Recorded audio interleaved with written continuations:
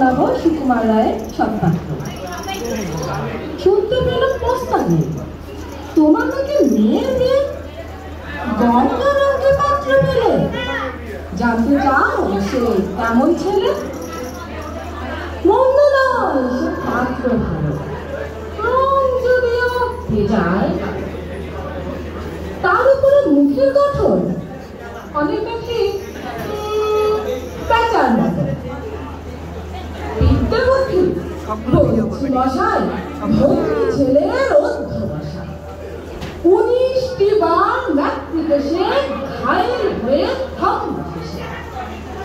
বিস্ময়াসন গরিব বেতন কষ্টে সৃষ্টি